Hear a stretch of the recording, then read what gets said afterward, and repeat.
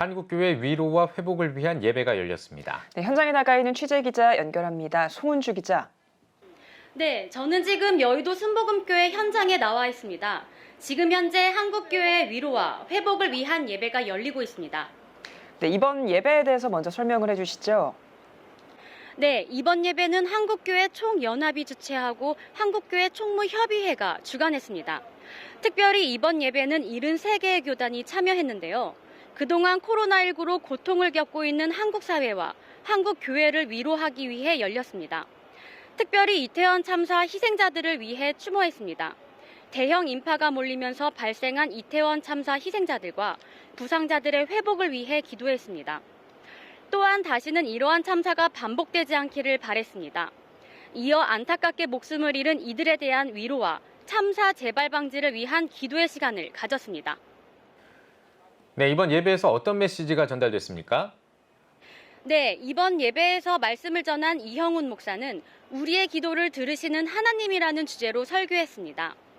특히 우는 자들과 함께 올라는 성결 구절에 따라 기도와 예배로 희생자들을 추모했는데요.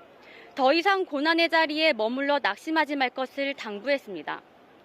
이어 희망의 내일을 바라보고 일어나야 한다며 한국교회는 교파를 초월해 하나가 돼야 한다고 강조했습니다. 또한 이번 이태원 참사로 인해 고통받고 있는 사람들을 돕고 회복하는 일에 최선을 다해야 한다고 전했습니다. 네, 한국교회가 고난을 극복하기 위해 함께하겠다고 들었는데요. 어떤 내용인가요? 네, 맞습니다.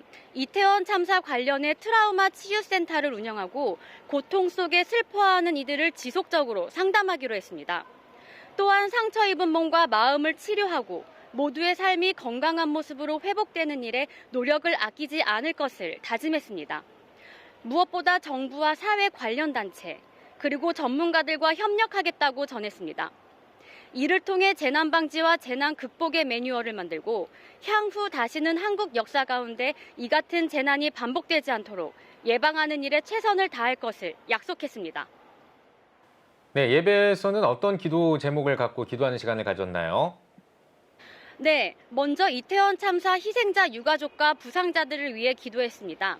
이어 대통령과 정치 지도자들을 위해 기도하는 시간을 가졌고요.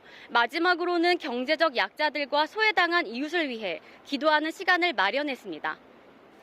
네, 그렇군요. 이번 행사에 각계각층 인사들도 위로의 메시지를 전했다고요? 네, 그렇습니다.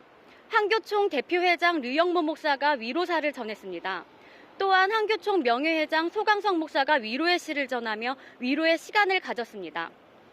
이어서 대한예수교장로회 백석총회, 장종현 총회장은 고통받는 이들이 위로받고 아픈 상처가 치유되며 한국교회와 사회가 회복되는 역사가 일어나길 원한다고 축도로 마무리했습니다. 교계에 이어 정계의 위로 메시지도 이어졌는데요. 자리에 참석하지 못한 윤석열 대통령의 위로 메시지를 강승규 시민사회 수석이 대독했습니다.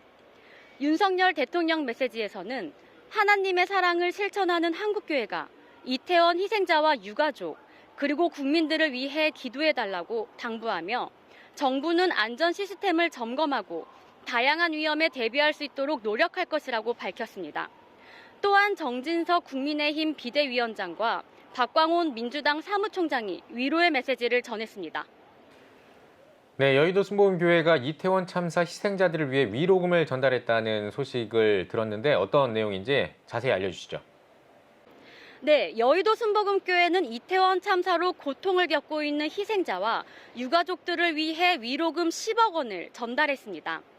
여의도 순복음교회 이형훈 목사는 귀중한 자녀와 친척, 그리고 친구들의 생명을 잃은 유가족들을 비롯해 많은 분들에게 위로의 말씀을 전한다고 밝혔습니다.